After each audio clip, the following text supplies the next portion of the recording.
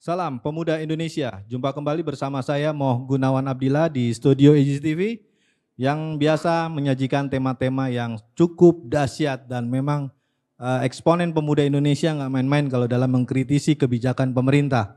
Apalagi tujuan dari eksponen pemuda Indonesia adalah untuk mensejahterakan rakyat dan memberi rasa kritik yang begitu tajam untuk pemerintah. Hadir di studio EJTV dari sebelah kanan ada Mas Ezra, akademisi sekaligus pengusaha muda. Selamat malam. Selamat malam Mas Gun. Sebelah tengah yang tak asing lagi di studio EJTV, Bung Tatang Ahsanul Haq. Selamat malam Mas Gun. Assalamualaikum warahmatullahi wabarakatuh. Waalaikumsalam. Dan di sebelahnya lagi ada Bung Edi, tokoh eksponen pemuda. Selamat malam Bung Edi. Selamat malam Mas Gun, Assalamualaikum. Selamat bertemu kembali. Oke, terima kasih. Sehat semua ya. Oke, malam ini EJTV akan membahas tema yang begitu dahsyat mengenai demokrasi, korupsi, dan hutang najis. Kenapa disebut hutang najis? Karena memang kita takut negara ini dikuasai oleh orang-orang yang punya modal untuk menyuap, menyogok, hingga terjadi yang namanya plutokrasi, di mana kekuasaan modal bisa menyetir pemerintahan ini dan kita nggak mau itu terjadi. Karena yang menanggung siapa lagi kalau bukan rakyatnya. Jadi kita langsung aja nih ke Bung Tatang. Jadi melihat tema malam hari ini itu sudah benar-benar belum puncak juga sih. Tapi memang harus kita kritisi dan kita bahas mengenai hutang najis, demokrasi dan korupsi. Jadi kalau kita lihat dari pada negara ini yang memang bisa dibilang hampir dikuasai oleh tadi oligarki dan ya itu tadi plutokrasi yang memang sudah mendekati hal-hal yang mengerikan dan kita sebagai Bang Tatang sebagai eksponen pemuda Indonesia melihatnya seperti apa? Silahkan Bung Tatang. Ya Mas Gun, melihat tema pada malam hari ini menarik nih. Demokrasi, demokratisasi, korupsi dan hutang najis. Ini sangat kental korelasinya satu sama lain. Karena kita ketahui bahwa demokrasi itu adalah amanah kekuasaan rakyat yang diberikan kepada pemerintah untuk dilaksanakan dalam rangka kepentingan rakyat itu sendiri, menyangkut kedaulatan, kesejahteraan, keadilan dan kemakmuran. Pada perjalanannya, inti yang sebenarnya dalam demokrasi itu mempunyai ciri masyarakat yang mempunyai peradaban dalam berbangsa dan bernegara. Konsep daripada peradaban itu sendiri itu adalah optimisme. Masyarakat yang mempunyai optimis pada perubahan, optimis pada kesejahteraan, optimis pada kedaulatan yang diperolehnya di dalam berbangsa dan bernegara. Dampak dari kebijakan-kebijakan sebuah kekuasaan yang diberikan amanat oleh rakyat itu sendiri untuk melaksanakan kebijakan-kebijakannya yang berkaitan dengan kepentingan rakyat itu. Itu adalah konsep optimisme dalam masyarakat, peradaban yang berkaitan dengan demokrasi. Ya, kemudian bagaimana perolehan untuk mencapai tingkat kesejahteraan, keadilan dan kemakmuran yang berkaitan dengan kemakmuran? Tentunya kembali lagi pada kesiapan dari para pemangku kebijakan di dalam kekuasaan yang ada, yang diberi amanat oleh rakyat. Berkaitan dengan permasalahan kesejahteraan, kemakmuran, memang seperti di Indonesia ini sebagai sebuah negara berkembang, itu tidak bisa dipungkiri juga, tidak bisa diabaikan hubungan-hubungan bantuan-bantuan luar negeri atau bantuan asing. Selama dipergunakan dengan baik dalam pengertian segala manuver, langkah itu diperlukan kecermatan dalam pengawasan investasi dari hutang-hutang luar negeri tersebut. Sehingga tidak terjadi kebocoran-kebocoran atau salah penggunaan yang tidak tepat sasaran. Sehingga yang muncul adalah karena banyaknya kebocoran, korupsi atau KKN di sana, sehingga muncul ketergantungan secara ekonomi terhadap negara-negara yang memberikan bantuan hutang. Itu banyak terjadi di negara-negara berkembang. Itu yang mungkin pada malam hari ini yang kita akan cermati lebih jauh lagi.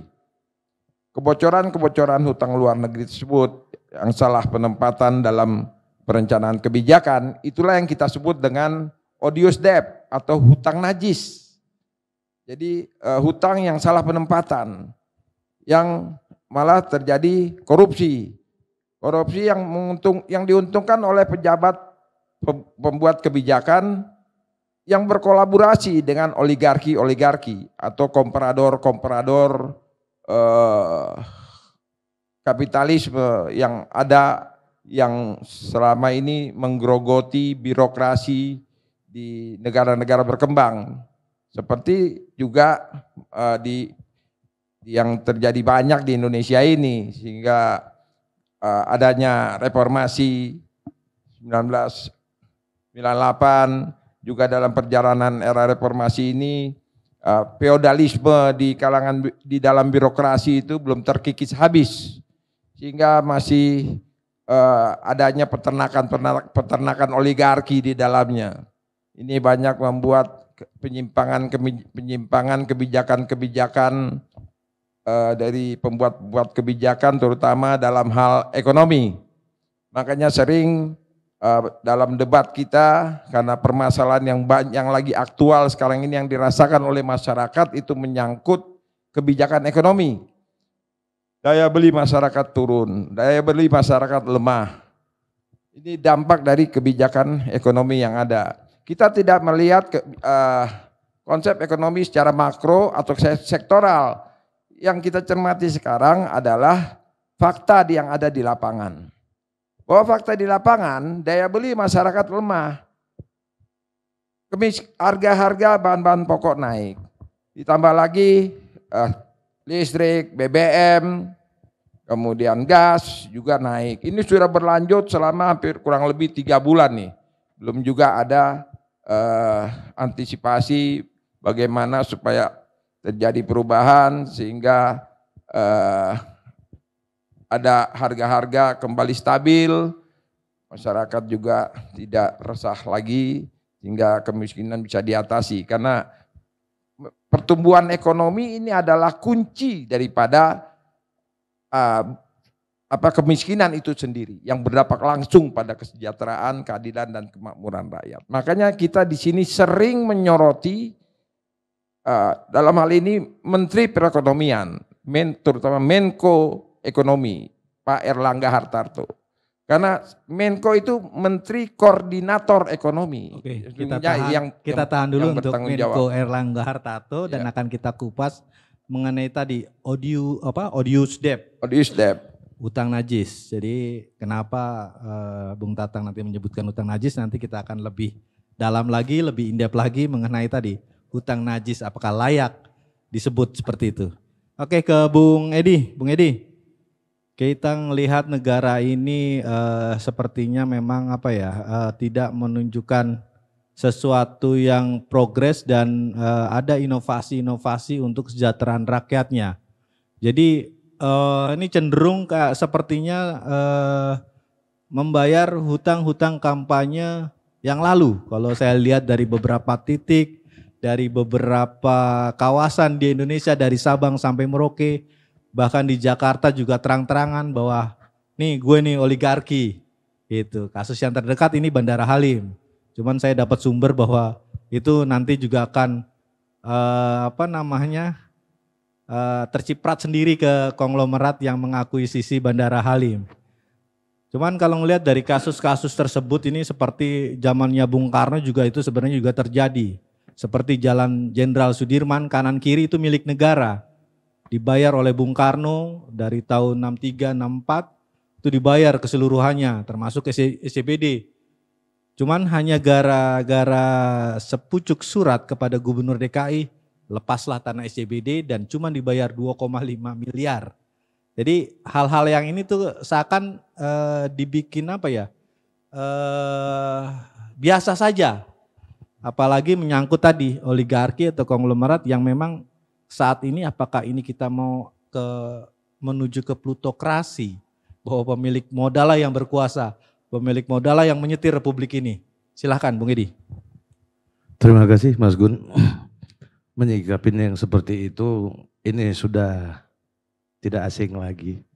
Jadi untuk masalah sengketa tanah seperti itu, otomatis para pengusaha ataupun kaum oligarki akan bermain dengan undang-undang dan juga bermain dengan hukum pemerintah.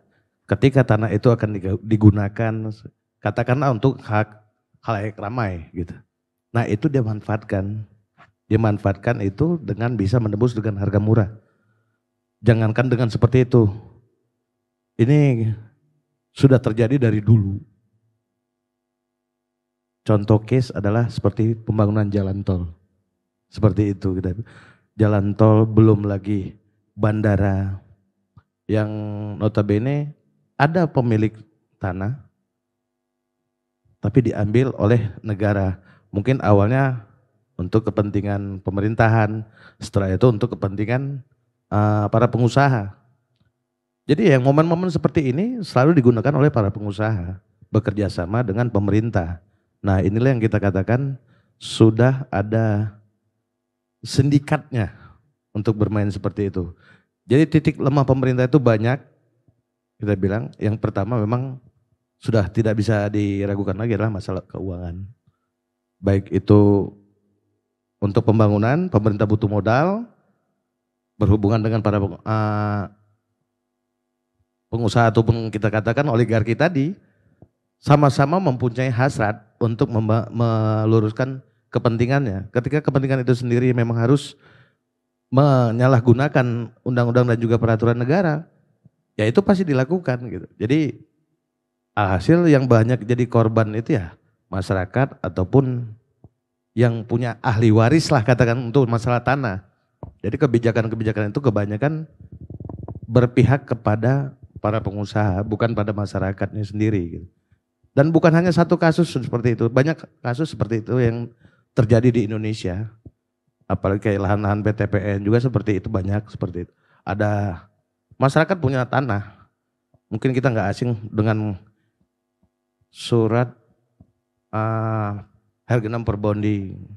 Kalau di Sumatera itu saya paling sering itu munculnya surat namanya land reform. Land reform itu peminjaman pemerintah kepada masyarakat, tapi tidak dicantumkan berapa tahun dipinjam.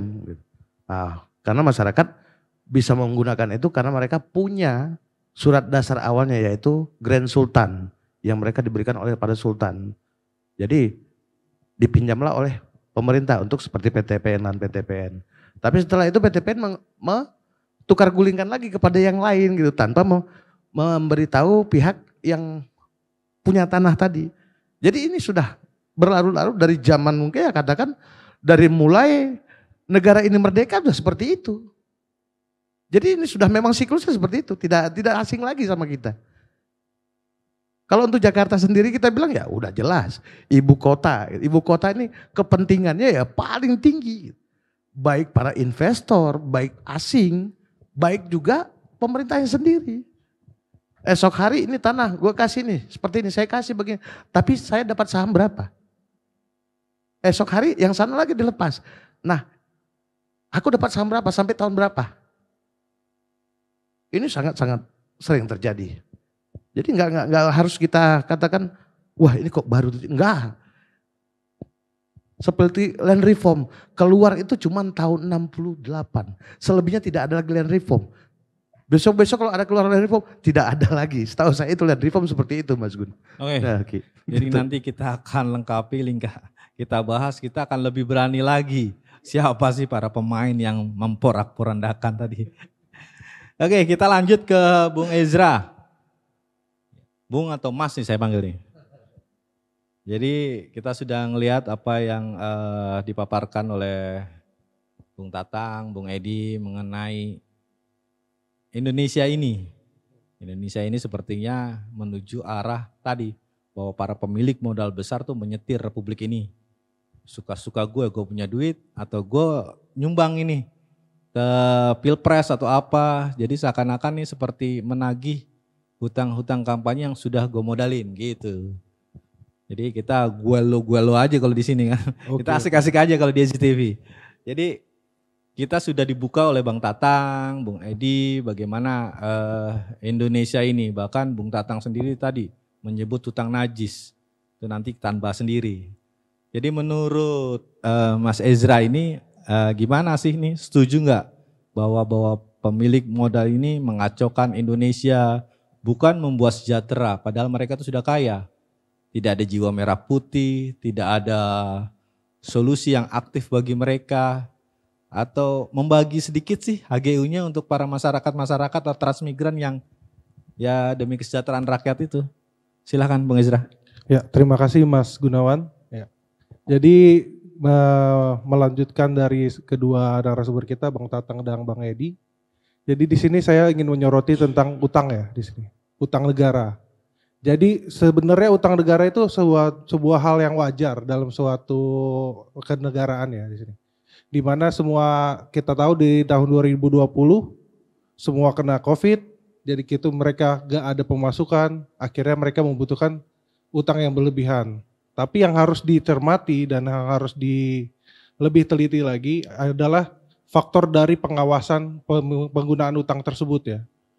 Kenapa kalau misalkan di sini berkaitan dengan tindak korupsi? Jadi di sini gimana penggunaan utang itu bisa menaikkan daya beli atau PDB dari kita, karena ketika itu kan digunakan harus berbanding lebih dikit ya. Jadi rasio utang itu dengan PDB itu harus lebih kecil. Jadi kalau misalkan PDB kita itu lebih rendah dan tidak ada hasil gunanya dari utang itu perlu jadi tanda tanya di sini bagi kita. Jadi gimana pengaruh faktor makro tersebut itu juga berpengaruh juga dengan faktor-faktor mikro juga di dalam ekonomi ini ya, dalam beberapa perekonomiannya. Jadi itu lebih faktor ke pengawasan. Jadi kalau kita lihat di 2002 ini, memang secara data ya saya bilang Mas Gun, secara data peningkatannya bagus, semuanya menyenangkan ya, makanya menenangkan. Tapi secara real kita lihat apa yang terjadi di masyarakat, semua harga naik, kelangkaan pangan, kenaikan harga pangan. Tapi mereka selalu beralasan di pemerintah ini selalu beralasan dengan alasan kurangnya daya beli, adanya panceklik, ada musim yang tidak bagus. Jadi itu sebenarnya hanya alasan, tapi kita tanya datanya bagus, kejadian di lapangan itu beda. Jadi itu harus diperhatikan untuk kementerian yang membawahi itu semua, khususnya Kementerian Perekonomian. Itu gimana itu untuk pengawasannya? Jadi itu harus diperhatikan lebih lanjut lagi Mas Gun, kalau menurutku. Nah, menurut saya. Jadi kalau misalkan seperti itu, pengawasan dari pemerintah itu sangat penting. Jadi ketika kita penyalahgunakan utang tersebut, itu bisa menyebabkan banyak hal yang negatif bagi negara. Salah satunya negara bisa default, atau negara akan menjadi bangkrut. Seperti kasus-kasus Sri Lanka, ada terjadi resesi, meningkatnya inflasi, di situ kepercayaan luar negeri pun berkurang. Investor tarik semuanya, dan itu akan berpengaruh sangat besar bagi masyarakat. Ya sekian Mas Gun. Oke, terima kasih Mas Ezra. Nanti kita akan bahas lagi lebih lengkap, lebih detail mengenai tadi gambaran dari Mas Ezra. Lanjut ke Bung Tatang. Jadi kita harus ngelihat sejarah nih. Jadi mungkin pemirsa SCTV juga biar tahu kenapa kita terlontar odious debt atau hutang najis. Karena kalau kita ngelihat sejarah itu kan 1927 ya, Meksiko sama Kuba. Jadi ada Meksiko yang memang memiliki hutang Spanyol itu Kekaisaran Maximilian. Dan kalau Kuba dia hutang dengan Amerika Serikat. Jadi sejarah menyebutkan kalau hutang najis itu tuh sebenarnya bukan hutang negara tapi hutang pribadi tuh untuk menindas di waktu itu pemberontakan. Nah kalau kita ngelihat dari dasar itu apakah pantas hutang najis itu nempel di Indonesia ini yang tadi Bang Tatang sebutkan? Apakah itu masuk kategorinya? Mungkin biar ada pencerahan untuk penonton EZTV dan mungkin pemerintah sendiri. Silakan Bung Tatang. Ya, makasih Mas Gun. Jadi saya jelasin dulu. Jadi saya masih ingat tahun 2015 peneliti Indef itu Imanuddin Abdullah itu sudah mengingatkan kepada pemerintah sebagai masukan dari seorang peneliti ekonomi bahwa hati-hati Indonesia ini terperangkap dalam pendapatan ekonomi menengah atau middle class. Karena bahayanya bisa kehilangan demografi seperti yang dialami oleh negara Brazil dan Argentina ketika itu. Sehingga dibutuhkan peningkatan pertumbuhan ekonomi itu minimal 7% per tahun selama 15 tahun ke depan dari tahun 2015. Itu sudah diingatkan oleh peneliti ekonomi dari Indef Imanuddin Abdullah kepada pemerintah. Bahayanya itu kehilangan demografi. Nah, dalam perjalanannya yang di Kabinet Indonesia Maju sekarang ini, beberapa waktu lalu dari doktor ekonom kita Rizal Ramli itu sudah menyatakan bahwa pertumbuhan ekonomi yang ada sekarang ini itu hanya rata-rata paling tinggi hanya mencapai 5%, bahkan kadang turun 4 sampai 4,5%. Ini mengkhawatirkan. Kemudian beberapa waktu lalu juga dikatakan bahwa saat ini itu cicilan hutang kita 400 triliun dan cicilan bunganya 405 triliun.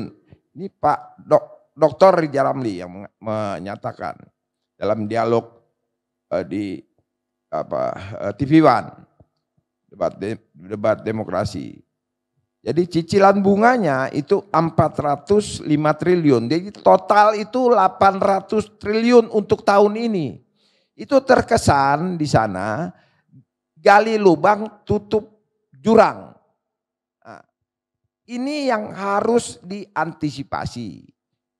Ini terkesan bahwa Menko Ekonomi Saudara Erlangga Hartarto ini kinerjanya hanya mampu berhutang.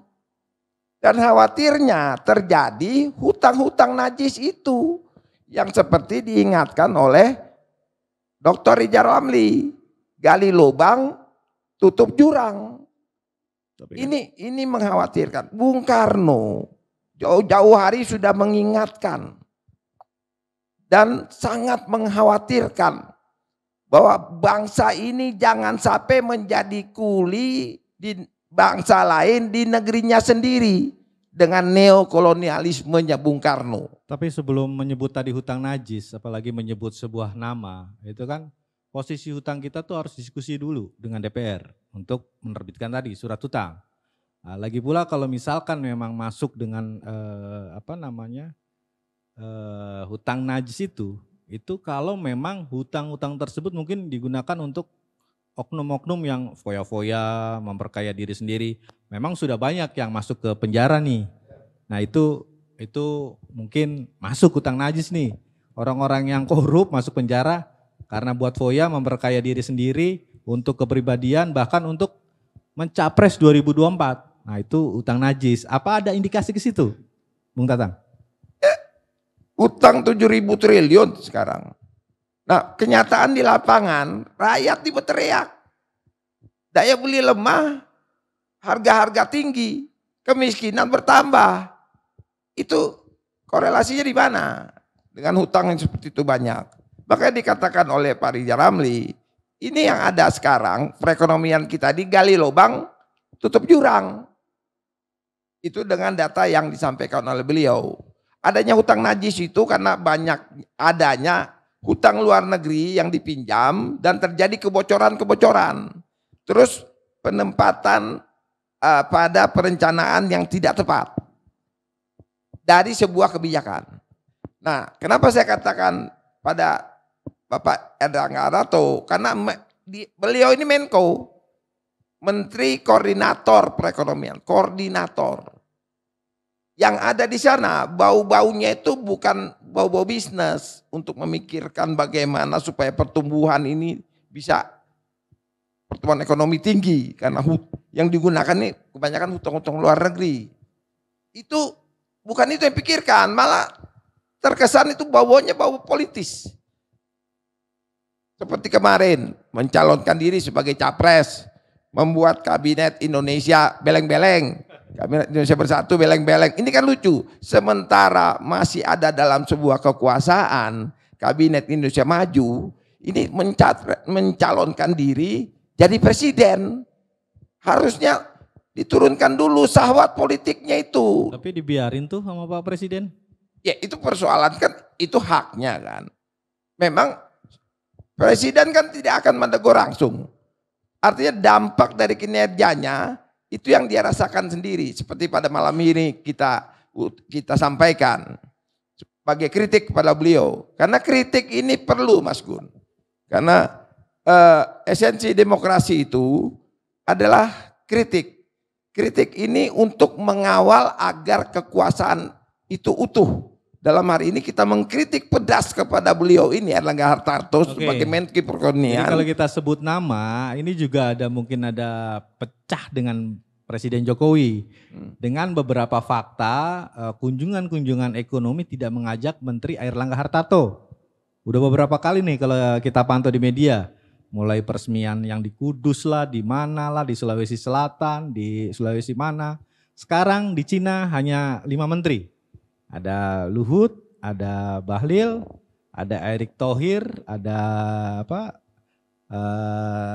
Menlu. Erlangga tidak diajak. Ada apa? Gimana, Bung Tatang? Ya, saya pikir ya Pak Jokowi ini kan sebagai pemimpin negara, pemimpin pemerintahan di Kabinet Indonesia Maju ini, tidak terlepas juga dalam pola kepemimpinannya itu tidak terlepas dari culture. Culture beliau ini orang Jawa. Beda dengan dari Indonesia Timur, Sumatera, Sulawesi. Artinya cukup dengan sikap itu menunjukkan ketidaksenangannya. Contohnya beliau ke sana, seharusnya kalau Erlangga ini nalarnya bagus, tidak terputus-putus, itu ada teguran dari beliau sebagai pemimpin pemerintahan Jokowi kepada Erlangga ini. Urusan ekonomi ke Cina tapi Menko-nya nggak diajak. Kalau tidak terjadi inkonsistensi penalaran di benaknya Erlangga itu, dia harus segera melakukan perubahan-perubahan dan tahu diri, gitu loh. Satu, kemudian kami ini mengadakan kritik karena kita kepengen kekuasaan Pak Jokowi ini utuh. Karena prinsip demokrasi itu, kritik itu adalah mengawal kekuasaan untuk utuh. Jangan sampai gara-gara kebijakan seorang Erlangga ini yang gak becus seperti ini, itu meruntuhkan kekuasaan ini. Kita kepingin kekuasaan ini landing dengan bagus pada saat 2024. Ide gagasan Pak Jokowi itu ekonomi ini meroket, bukan nyungsap seperti sekarang ini. Itu harapan beliau kepada saudara Erlangga supaya dia tahu cepat benahi ini, hentikan dulu syahwat politik. Begitu juga kepada Erick Thohir. Ini kritik dari kami, makanya adik-adik kemarin KNPI dipimpin Haris Pratama itu di Jogja. Kami ini sebagai eksponen alumni KNPI juga hadir. menghadiri pelantikannya, beliau mengatakan lawan Erlangga Hartarto. Itu literasi, bukan kebencian. Literasi itu dalam demokrasi adalah melemparkan persoalan agar muncul pertarungan gagasan, ide-ide untuk sebuah perubahan, bukan kebencian.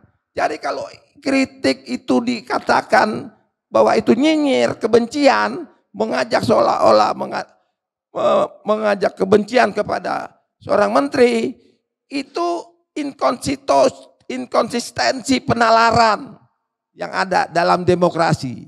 Karena itu sebuah literasi, itu menghidupkan kritik kepada masyarakat agar demokrasi itu tumbuh, demokrasi itu aktif, agar kekuasaan ini diawasi sehingga utuh, landing tepat pada saatnya. Itu yang dimaksudkan oleh adik kami ini. Bukan tiba-tiba dia ada suara-suara sumbang, wah itu seolah-olah mengajak untuk sebuah kebencian. Nah itu beleng-beleng otak-otak seperti itu. Itu nalar yang gak nyambung menurut saya. Jadi belum paham bagaimana namanya sebuah apa dan bagaimana itu arti sebuah demokrasi dalam sebuah negara yang berdaulat seperti sekarang ini. Hati-hati dalam hal itu. Karena begini Mas Gun, bahwa pada perjalanan era reformasi ini, itu masih banyak pejabat-pejabat pembuat kebijakan kita itu terjebak pada penyakit kecanduan hutang atau edik debt, jadi kecanduan hutang. Tidak terpikir di benak pejabat-pejabat ini bahwa itu akan membuat debt trap atau jebakan-jebakan hutang yang dapat mengakibatkan hilangnya kemandirian ekonomi suatu bangsa, bahkan yang mengarah pada kemandirian politik, sehingga negara tersandra akibat pemikiran-pemikiran beleng-beleng itu, akibat jebakan-jebakan hutang itu atau debt trap. Nah, itulah semua sehingga ada yang kita sebut odious trap atau hutang najis. Dia karena dia ada kecanduan hutang, berpikir untuk melaksanakan kebijakan ekonominya cukup dengan hutang dan gak ada masalah dengan hutang, gak ada masalah dengan jebakan hutang, karena don't worry, be happy katanya kan. Ketawa-ketawa kita nyapres saja kayak Erlangga itu, gitu loh. Ya kan, nyapres saja kayak Erlik itu. Kenapa? Hutang itu defisitnya bisa ditutupin dengan hutang-hutang baru. Jual aset negara, ya kan, bukan aset gua ini, kan gitu gampang. Nah, makanya saya katakan itu dibutuhkan pejabat-pejabat yang punya mental merah putih, mindset merah putih. Ya kan, mindset merah putih apa? Mindset nasionalisme kebangsaan yang tinggi. Mental merah putih bukan mental inlander. Karakteristik mental inlander ini itu karakteristik mental yang berpenyakit kecanduan hutang itu. Oke, nanti kita akan lebih itu lengkap lagi nanti kan. Mental budak juga ada di situ ya kan. Oke, kembali ke Bung Edi mengenai land reform. Bagaimana ini juga sosok Panglima TNI ada di situ, Pak Hadi. Bagaimana Indonesia ini tuh ya itu mau ribuan jutaan hektar hanya orang-orang tertentu yang bisa menguasai. Dan terkesan Presiden, Menteri Keuangan, Kepala BPN tuh nggak berkutik dengan tadi, dengan celah-celah para mafia tanah. Bahkan beberapa pengamat minta ada yang namanya intelijen agraria. Tapi kalau saya lihat ini kan sudah bukan dari zaman dulu sudah seperti ini, dari 45, bahkan saya melihat sebuah surat perintah yang namanya keputusan Panglima Perang Pusat ya untuk mengambil lahan-lahan yang memang dibutuhkan oleh negara itu di tahun 50-an, 53, 54. Jadi kekacauan ini memang mungkin ditaruhnya Panglima TNI karena memang itu kalau kita tarik sejarah Karena saya lihat sebagai Ketua Umum PDI Megawati, bapaknya Presiden Soekarno tuh nggak berkutik. Dia dikunci kan di tahun 63, 64, hingga silau ngelihat uang-uang dari Rusia. Jadi orang-orang tertentu yang menjatuhkan presiden juga silau. Bahkan setelah dilantik Presiden Soeharto, beberapa hari kemudian Freeport juga langsung lari ke Amerika. Jadi kita ini Indonesia ini juga dibilang non-blok, bagaimana nggak dibilang non-blok, bagaimana. Tapi persoalan tanah itu menjadi sangat penting karena ya hanya orang-orang tertentu dan kekuasaan yang tadi Bang Edi sebutkan mereka bekerja sama bisa itu memiliki lahan-lahan itu melalui tadi surat-surat penunjukan. Bahkan kalau kita jeli dan detil di beberapa daerah, ya bupatinya main, dengan penegak hukumnya main. Pokoknya semua se-Indonesia kalau mau jeli ini main semua kita. Jadi kan nggak tahu penjara penuhnya seperti apa. Silakan Bung Edi. Terima kasih Mas Gun. Menarik sekali saya bilang itu menarik. Karena apa? Jejaring ini sudah tidak lagi dikatakan baru. Bahkan sudah sangat mengakar. Dari mulai presiden pertama terpilih, tapi ada ikatan surat yang harus dia pahami. Ketika zaman VOC, bukan Belanda, VOC. Zaman VOC itu sudah ada penjatuhan bahan tanah yang diberikan sultan kepada masyarakat, jatuhnya jadi hergenam per bonding. Ya, hergenam per bonding itu sebenarnya adalah peminjaman, bukan hak milik Belanda gitu. Jadi boleh kita katakan dari mana sih penjajah bisa punya tanah di negara kita gitu kan? Semuanya itu peminjaman. Karena alasannya itu perdagangan. Gitu. Ketika hergenam per bonding itu dipatahkan lagi kembali oleh masyarakat yang mempunyai daripada land reform, Grand Sultan akhirnya dirubah. Di tahun 67 dan 68 dirubah menjadi land reform. Land reform itu ada catatan negara meminjam tanah kepada rakyat. Tapi tidak dikatakan di situ sampai kapan dipinjam, terus pajaknya bagaimana. Jadi ketika rakyat menuntut kembali haknya, malah rakyat yang disuruh ganti pajak dari sekian tahun. Terus negara yang pakai selama ini bagaimana tanggung jawabnya kepada rakyat tersebut gitu loh. Tapi kalau ngelihat dari profilnya Pak Hadi, apakah bisa yakin selesai, optimis atau gimana Bung Edi? Kalau saya pesimis, saya sangat pesimis untuk itu. Jadi saya pernah berhubungan dengan Menteri Agraria juga, Bang Peri Musidal Baldan. Saya angkat itu untuk lahan PTPN 2 yang kurang lebih 300.000,71 hektar di Sumatera Utara. Kan gitu. Jadi masyarakat punya land reform semuanya. Tapi ada land reform yang diduplikasi. Jadi saya bilang land reform itu tidak pernah keluar selain dari tahun 67 dan tahun 68. Kalau ada yang dikatakan dari tahun 71 itu udah bodong. Karena sudah tidak program lagi. Apalagi tahun 81 itu sudah bukan lagi land reform. Tapi sudah masuk ke ranahnya kalau nggak salah saya sebelum naik ke tingkat sertifikat apa dulu program pemerintah itu. Lupa saya. Kurang lebih seperti itu. Jadi kalau untuk programnya Pak Hadi sendiri saya pesimis. Karena ini sudah jejaring dari dulu. Apalagi ada sedikit godaan genit dari para investor untuk berinvestasi tentang lahan perkebunan sawit. Dan itu banyak terjadi di daerah Sumatera. Tapi bukan gini, di Sumatera, Kalimantan juga seperti itu gitu Mas Gun. konflik agraria memang dari Sabang sampai Merauke. Tapi yang saya lihat ini juga zaman keterbukaan nih. Jadi mungkin dari sengketa lahan sawit, Kalimantan, Sumatera, Sulawesi hingga Papua, mereka langsung tampil di Facebook.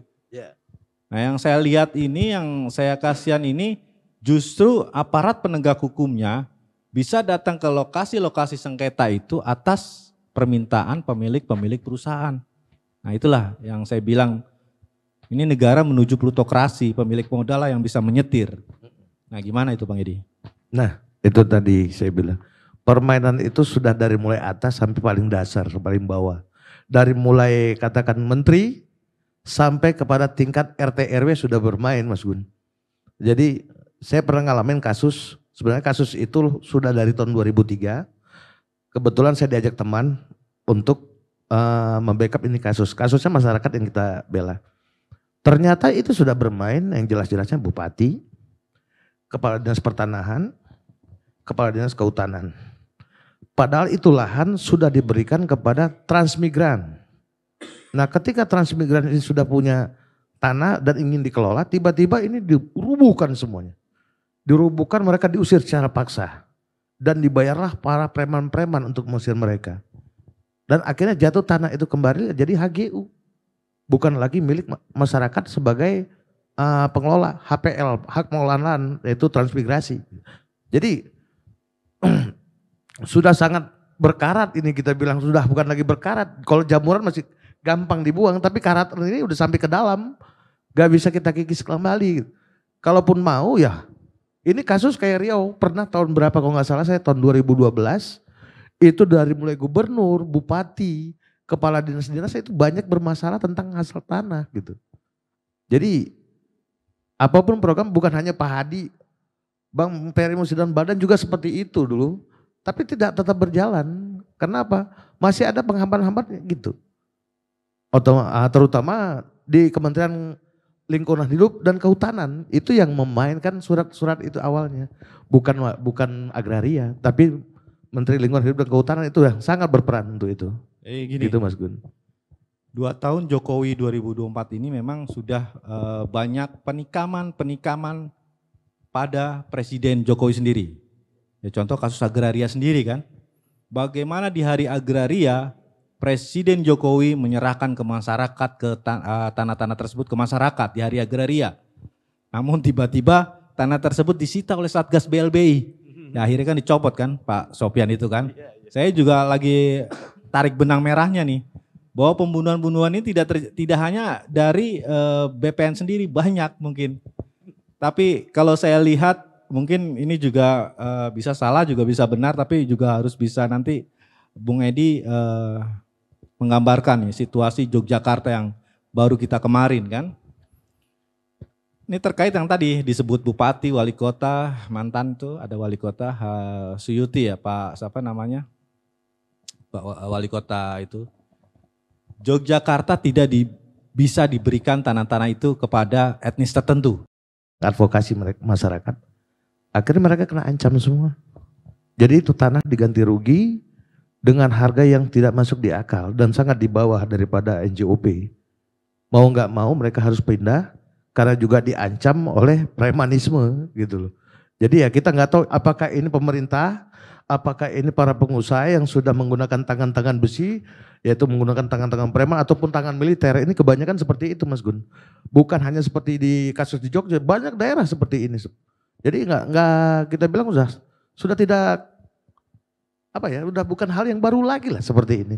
Jadi semuanya tetap satu kumparan, satu siklus yang memang dari dulu sepertinya dijaga, jangan sampai buyar gitu. Jadi ya demokrasi itu jadi mohon maaf saya bilang, kalau untuk yang saat ini kepada masyarakat demokrasi jadi satu isaman jempol. Masyarakat tidak menikmati demokrasi. Yang menikmati demokrasi itu ya elit dan juga paling kaum oligarkinya. Demokrasi menurut mereka bukan menurut yang sebenarnya ya. Gitu. Ya, begitu Mas Gun. Oke, terima kasih Bung Edi. Jadi kita sudah dapat pencerahan dari Bung Edi bagaimana negara ini juga ya butuh para pemuda, mungkin apa yang disampaikan Ketua Umum KNPI di Serang Tugu Vandenberg, kita akan ambil alih kekuasaan di 2024 untuk para pemudanya. Karena melihat kekacauan-kekacauan ya seperti ini yang kita lihat. Tadi Bung Ezra juga, Mas Ezra juga sempat berbicara tentang pengawasan. Jadi kalau ngelihat pengawasannya juga ikut pat gulipat dengan para pemain, ini gimana? Silakan Mas Ezra. Ya, terima kasih Mas Gun.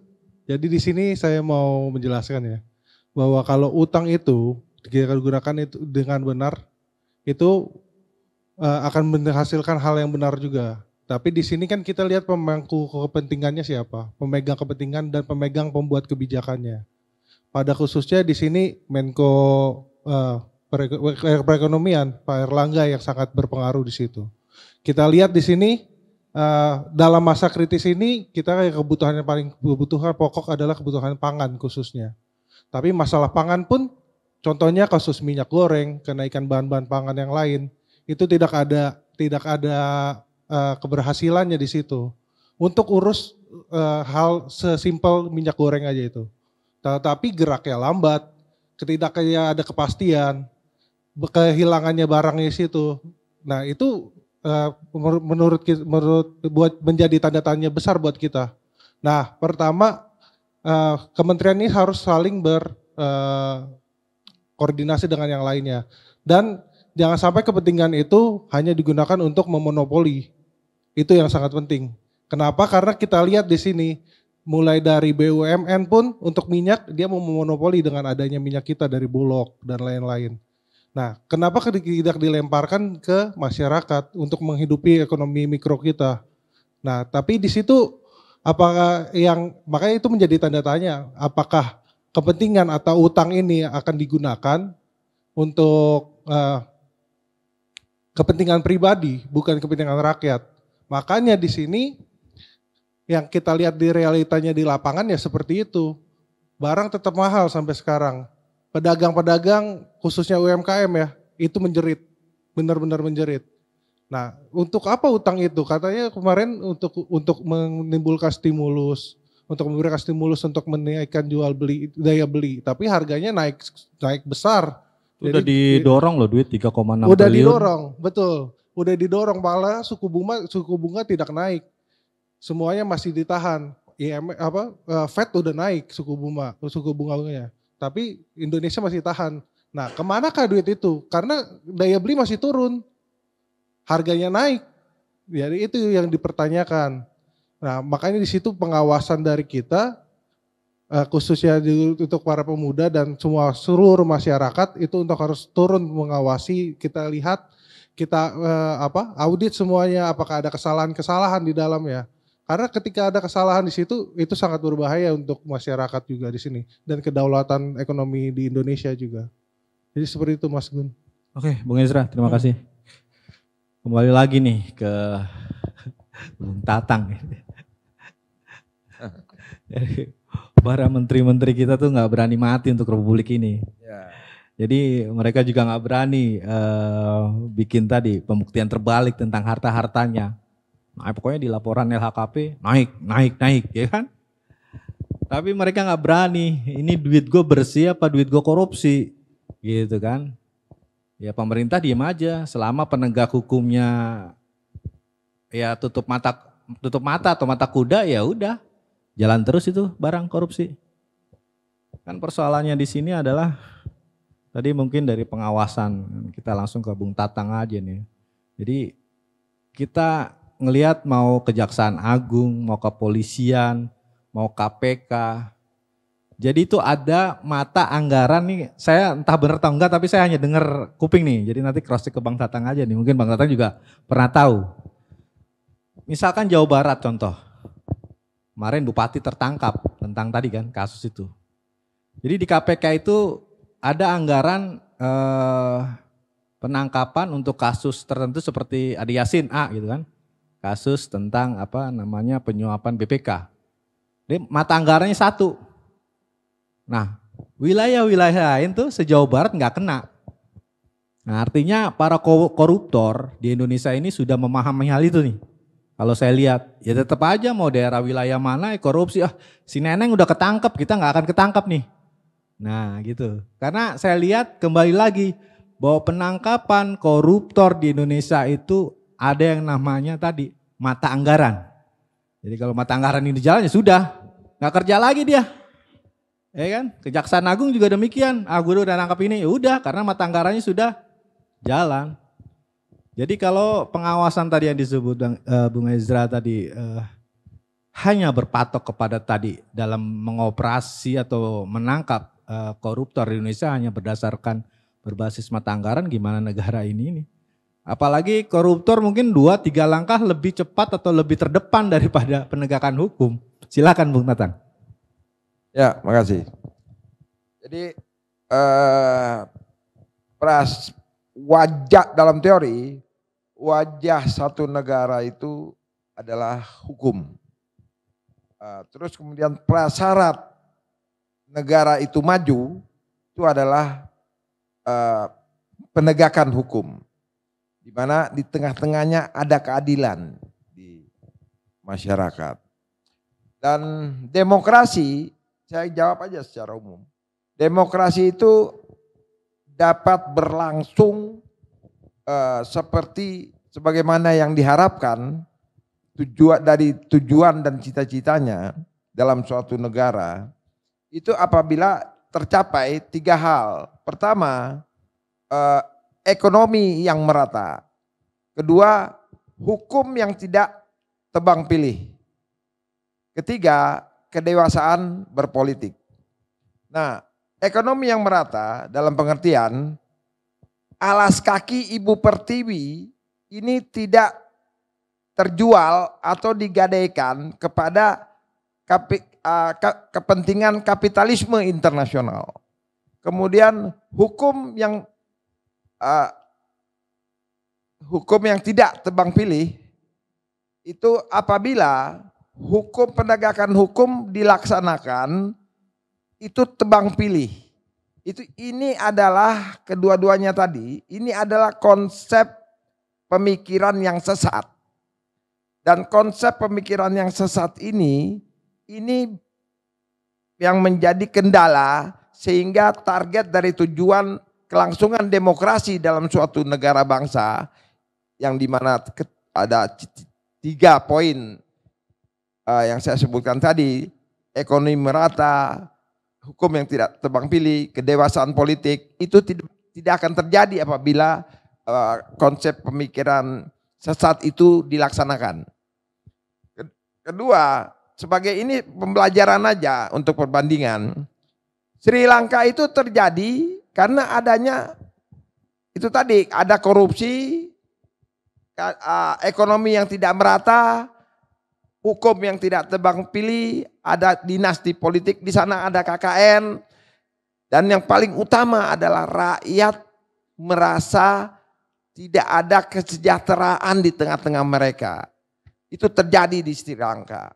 Ini yang harusnya ini dijadikan sebuah pembelajaran oleh para pembuat kebijakan, terutama yang berkaitan dengan menyangkut hal-hal kesejahteraan dan keadilan, terutama menyangkut masalah ekonomi.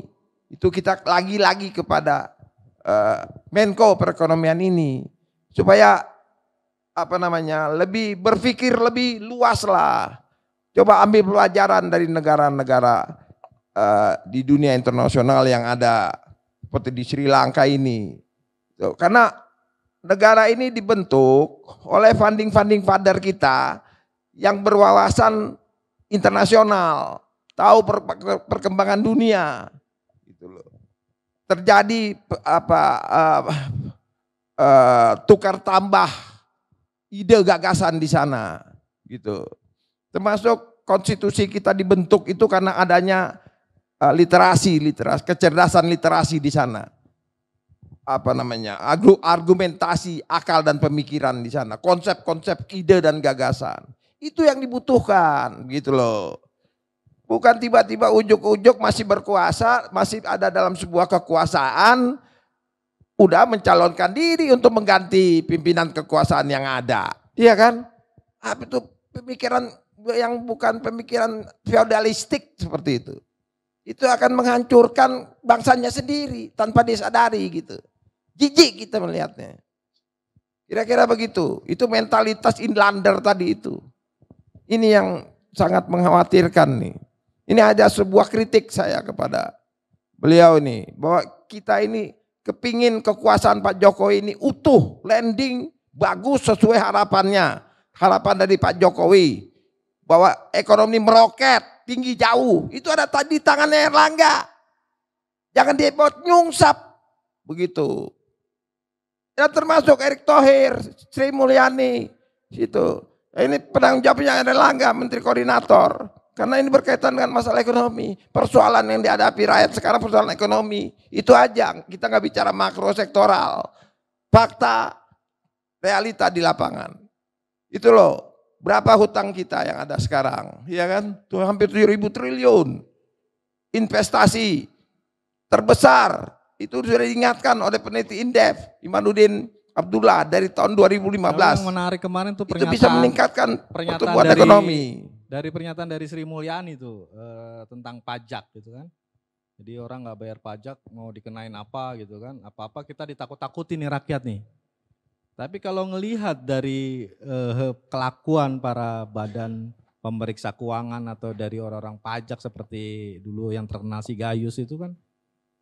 Kayak raya juga mereka. Artinya mereka tuh para pejabat-pejabat pajak bisa dibayangin kan, anaknya bisa kemarin yang ketangkap itu bisa mentransfer pramugari paling cantik ya kan di salah satu penerbangan. Wah suka-suka tuh duitnya itu. Jadi kan artinya orang yang duduk di situ, artinya apakah presiden nggak tahu bahwa hedonis itu sudah merata ke seluruh pejabat di seluruh Indonesia. Bagaimana seorang Bupati Membramo Tengah ngasih presenter paling cantik di TV One, 480 juta, ya kan? Kabur terus dia. Jadi kelakuan dari Sabang sampai Merauke itu hampir sama. Presiden kita tuh gimana sih ngedorong para penegak-penegak hukum? Karena penegak hukum juga sebenarnya harus bercermin juga ke mukanya dia. Gue kaya dari mana? Orang-orang pajak juga gue kaya dari mana? Kan gitu. Nah kan mereka semua kurang kaca di rumah. Mereka nggak bercermin kan, duit-duit najis tadi kan, hutang najis, akhirnya masuk ke orang-orang oknum ini dari Sabang sampai Merauke. Jadi negara kita ya yang kaya-kaya, yang miskin ya miskin. Gimana tuh Bung Tatang? Ya itu tadi saya katakan bahwa penegakan hukum dan keadilan itu harus benar-benar juga di samping persoalan ekonomi, itu adalah satu kesatuan. Ini menyangkut kesejahteraan, kemakmuran dan kedaulatan sebuah bangsa dan negara. Ini juga harus dipikirkan oleh pemerintah dan bersama-sama juga dengan elemen masyarakat yang ada. Makanya kemarin itu saya agak kami ini sangat apresiasi yang tinggi kepada adik-adik KNP ini ya, di bawah kepemimpinan Haris Pratama itu mereka kongres di Maluku Utara sana dengan pesta rakyat sehingga memahami benar bagaimana persoalan-persoalan rakyat yang ada saat ini. Kemudian formatur disusun di Aceh, pelantikan di Jogja, itu luar biasa. Artinya betul-betul pemuda ini merasakan apa yang dirasakan rakyat. Dan keadaan apa yang sedang berlangsung di sana. Sehingga muncullah bahasa dari saudara Haris itu bahwa lawan Erlangga Hartarto. Itu narasi, itu literasi. Karena udah melakukan perjalanan panjang, teriakan-teriakan rakyat itu. Ujungnya ada pada Erlangga Hartarto. Bukan kebencian, itu lagi satu. Nah persoalan adanya bupati, gubernur, yang korupsi. Ini persoalannya bukan pada pemerintah pusat, ini persoalan pada kaderisasi partai politik, gitu loh. Bahwa partai politik ini tidak memproduksi leader yang ada dealer-dealer, gitu loh. Nah, ini butuh juga ketua-ketua umum parpol itu bertanggung jawab di sana. Makanya sebaiknya ketua umum parpol ini tidak merangkap jabatan sebagai pejabat negara seperti Erlangga Hartarto ini. Karena konflik of interest-nya terlalu tinggi. Konflik kepentingannya. Dia harus memikirkan bagaimana kemajuan partai dan kaderisasi di sana. Sehingga kader-kadernya yang dia tempatkan maju sebagai pemimpin daerah benar-benar mempunyai kredibilitas, integritas yang tinggi. Dan akuntabilitas pada kinerjanya. Itu betul-betul sesuai apa yang diharapkan oleh rakyat. Dia harus memikirkan itu, tapi di sisi lain dia harus juga memikirkan tugas-tugas dia yang lebih berat lagi, tugas kenegaraan. Nah, maka sebaiknya, apalagi jabatan-jabatan strategis sebagai seperti Menko Perekonomian ini tidak dijabat oleh pemimpin parpol, tapi betul-betul orang-orang yang profesional di bidangnya. Satu, kedua seperti Erick Thohir ini betul-betul agak apa ya? Kita melihat juga miris. Padahal dia adalah pelaku bisnis. Nah, memegang jabatan di situ Menko BUMN seharusnya dia lebih bagus daripada yang lain. Tapi ini malah justru kok cawe-cawe maju juga sebagai capres, ya kan? Ya itu karena syahwat politiknya nggak bisa dia tekan, keburu terlalu cepat horninya gitu loh sama politik. Saya nggak tahu mungkin karena bisikan-bisikan apa pembantu-pembantu sekelilingnya tuh. Karena ada salah satu pembantunya saya lihat stafnya tuh pada saat di TV One tuh perdebatan debat demokrasi dengan Pak Dr. Jalamli itu membangga-banggakan dari apa yang sudah dicapai di tengah-tengah masyarakat sekarang ini dengan mencontohkan bahwa tidak ada permasalahan ekonomi di bawah. Diambil contoh adanya Citayam Fashion Week itu. Nah itu kan ironis ya, jijik tuh ada penasihat menteri seperti itu, ya kan? Masa persoalan ekonomi masyarakat yang sekarang jelas-jelas berteriak daya beli lemah itu dibantah dengan adanya SCBD itu Citayam Fashion Week. Itu di mana otaknya itu, ya kan? Kalau saya menterinya besok udah jangan kasih masuk kantor lagi, suruh pulang kampung aja tuh. Yang kayak begitu. Itu membuat kita rakyat ini bagian dari rakyat itu melihatnya menambah kebencian gitu loh. Harusnya lebih teduh, akui aja ya sedang dalam upaya untuk pembenahan, bersabar. Bukan begitu, ketawa sambil tidak ada masalah di bawah. Bahwa contohnya Citayam Fashion Week itu happy aja. Happy bagaimana? Wong mereka nggak sekolah, sampai orang tuanya aja kebingungan di rumah. Ya karena mereka nggak mau pulang-pulang, sampai ada salah satu menteri itu tergugah, Sandiaga Uno menawarkan bahwa dia akan membiayai sekolahnya. Itu aja ditolak.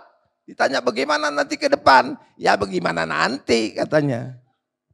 Itu gimana? Ya kan? Itu mencerminkan bahwa kemorosan moral di tengah-tengah generasi bangsa. Tidak ada optimisme dari kalangan generasi muda mengenai hari depan dia. Nah apa yang mau diharapkan kalau generasi bangsa kita seperti itu? Makanya saya melihat saudara Haris itu ngatakan lawan Erlangga Hartarto, itu saya setuju karena faktanya seperti itu. Ini persoalan ekonomi harus dibenahi gitu loh. Ini bukan hanya Erlangga Hartarto, malah saya bilang kurang Riz, Erick Thohir juga, ya kan? Karena kalau tanpa kritik itu tidak ada itu, tidak ada kontrol. Pesimisme itu dibutuhkan untuk mengkalkulasi keadaan di tengah-tengah masyarakat. Pesimisme kita sebagai rakyat itu diperlukan untuk mengawal sebuah kekuasaan agar kekuasaan itu utuh. Pesimisme ini itu sudah dibuktikan di Perancis pada abad ke-17. Bahwa pesimisme rakyat itu bisa mengalahkan feodalisme yang berlangsung di sana. Maka negaranya maju. Begitu. Jadi ada teriakan pemuda seperti itu. Jangan dianalogikan, imajinasikan sebuah kebencian. Ya kan? Ini kepicikan atau inkonsistensi penalaran manusia yang melihat seperti itu. Siapapun manusianya lah. Ya kan? Dia perlu belajar lagi demokrasi, perlu belajar lagi sebuah peradaban demokrasi yang baik dan benar. Kalau dia belum tahu, telepon saya nanti saya ajarin private nggak usah bayar. Eksponen siap ngajarin dia tuh, siapapun manusianya. Begitu aja, terima kasih. Terima kasih Bung Tatang, pencerahannya yang begitu panjang lebar. Mungkin dari Bung Edi atau Bung Ezra ada untuk closing penutupnya. Terima kasih Mas Gun. terpancing dan panas dari Bang Tatang. Memang kalau dilihat dari kondisi saat ini ya, adanya seperti tadi Citayam Fashion Week tadi itu jelas sekali menggambarkan degradasi moral di bangsa kita ini gitu.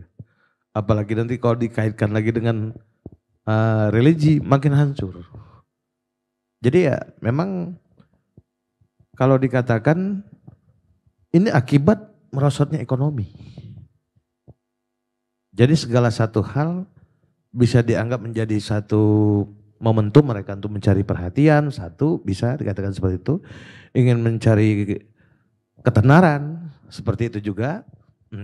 Satu lagi kalau bisa, ya mungkin ada yang hobi ataupun senang para yang punya duit dengan yang namanya LGBT juga gitu kan. Mungkin bisa mereka ke sana. Jadi ya, menurut saya lebih baik ada terobosan barulah dari pemerintah dari melihat kondisi saat ini. Dengan kemerosotan moral, dengan merosotnya ekonomi, dengan banyaknya pengangguran, terus meningkatnya lagi masyarakat ekonomi lemahnya, daya jual tinggi, daya beli kurang. Harapan kita para pembantu presiden ini khususnya para menteri-menteri yang ada, itu harus membuatkan stimulus baru untuk menyikapi keadaan seperti ini. Kalau tidak ya kita ada sedikit meragukan kalau bakal ada time bomb sebelum 2024. Ini gambaran yang sangat jelas sekali terjadi. Apalagi ke belakang itu kita pernah mengalami pandemi yang jelas-jelas membuat ekonomi merosot. Pengangguran banyak. Jadi semuanya mencoba manuver. Manuver itu ya kalau ketemu jalan. Kalau nggak ketemu jalan akhirnya apa? Tindakan kriminal yang terjadi. Jadi itu tadi yang saya bilang. Bukan meningkatkan apa, tapi degradasi moralnya makin jatuh ketika menghadapi kondisi seperti ini. Mungkin dengan sedikit baiknya ya pemerintah membuat satu stimulus baru, baik itu kementerian apapun silakan rame-rame lah mereka berlomba-lomba untuk membuat stimulus baru bagaimana meningkatkan semua ini. Membuat solusi atau mencari jalan keluar dengan kondisi yang saat ini. Harga tinggi, daya beli kurang, terus banyak hal yang sudah lama terhenti, tidak bisa normatif kembali. Kenapa? Karena yang masih dihantui dengan pandemi. Khususnya di dunia pariwisata yang jelas-jelasnya sumber devisa kita gitu. Selain daripada tenaga kerja, itu adalah pariwisata. Jangankan katanya kita bilang yang kerja pabrik, yang pariwisata aja semua itu menjerit. Baik yang paling utama kita di Bali ya. Di Bali itu semua menjerit. Para pemilik hotel semua juga menjerit. Walaupun katakanlah mereka kelas orang kaya ataupun oligarki lah kita bilang gitu ya. Karena mereka punya uang banyak gitu. Mereka bisa punya gedung hotel tinggi-tinggi meriah. Tapi mereka sendiri juga menjerit. Jadi ya itu tadi ya Pak. Maunya bagaimana mencarikan solusi yang baik dan tepat. Untuk memperkecil lagi angka pengangguran yang sudah lebih dari bukan 100% Mas Gun, tapi saya katakan ini ada lebih dari 200% angka pengangguran itu naiknya. Gitu juga masyarakat ekonomi lemahnya, lebih dari 200% naik. Jadi di mana meningkatnya ekonomi. Jadi sama persis seperti dibilang Bang Tatang, tidak ada angka yang naik, itu hanya by data. Oke by data, by fakta, itu beda sangat ya? Fiktif, sangat berbeda sekali. Oke. Gitu Mas Gun. Makasih Bung Edi. Bung Ezra silakan. Ya kalau dari saya Mas Gun untuk kedepannya ini untuk di utang-utang negara ini itu kita harus awasi hati-hati karena dampaknya ketika itu ada penyalahgunaan negara kita hancur. Jadi di situ khususnya untuk semua pemuda-pemuda di seluruh Indonesia kita harus awasi, kita harus kawal terus ini gimana penggunaan uang-uang negara. Jangan sampai di dalam krisis ini ada orang yang melihat opportunity in danger. Jadi di situ ya. Orang mengambil keuntungan dalam krisis ini. Itu sangat biadab menurut saya. Jadi di situ kayak kita sebagai rakyat harus untuk terus mengawal dan mengawasi bagaimana perekonomian di tempat kita. Di negara kita ini, negara Indonesia tercinta. Ya sekian. Oke, terima kasih. Bung Tatang, Bung Edi, Mas Ezra. Mas Gun, Oke. saya mau nambahkan ini ada beberapa pesan-pesan moral. Mudah-mudahan ini bisa menjadi sebuah motivasi pencerahan khususnya bagi saya dan pemuda-pemuda Indonesia dan juga kawan-kawan eksponen pemuda Indonesia dan terutama juga kepada Erick Thohir sebagai pembuat kebijakan dan juga Erlangga Hartarto karena segala persoalan-persoalan rakyat sekarang ini solusinya ada pada mereka dari kebijakan-kebijakannya. Dan pesan terakhir ada pesan moral dari Nabi Muhammad SAW. Apabila pemikiran kita udah tertutup dengan polusi kepentingan, maka bertanyalah pada hati nurani. Karena kita bisa berbohong kepada rakyat, kita bisa berbohong kepada siapa saja, tetapi tidak dapat berbohong pada hati nurani kita. Begitu pesan dari Nabi Muhammad SAW.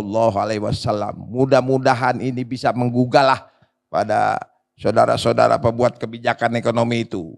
Dan terutama buat motivasi kepada kami ini alumni pemuda Indonesia, juga kepada adik-adik pemuda Indonesia yang masih berproses dalam KNPI, dan juga pesan kami kepada Bung Haris Pratama sebagai nakoda pemuda Indonesia di KNPI ini, teruslah berjalan, terus berjuang untuk bangsa dan negara. Kami tetap bersama selama bersama Haris Pratama ini mendampinginya selama memimpin organisasi pemuda ini selama berjalan pada rel amanat pemuda itu sendiri. Bagaimana berjuang terus untuk bangsa dan negaranya. Bukan menjadi begundal-begundal politik yang tidak paham tentang demokrasi apa dan bagaimana demokrasi dan peradaban demokrasi itu sendiri. Terima kasih. Assalamualaikum warahmatullahi wabarakatuh. Oke, terima kasih Bung Tatang, Bung Edi, Bung Ezra, Mas Ezra. Selamat malam. Sehat selalu dan terima kasih atas pencerahannya. Demikian pemirsa SJTV, bincang-bincang kita dengan tokoh eksponen pemuda Indonesia, juga dengan Bung Ezra, akademisi sekaligus pengusaha muda. Bagaimana Indonesia bisa hancur karena tadi salah pilih.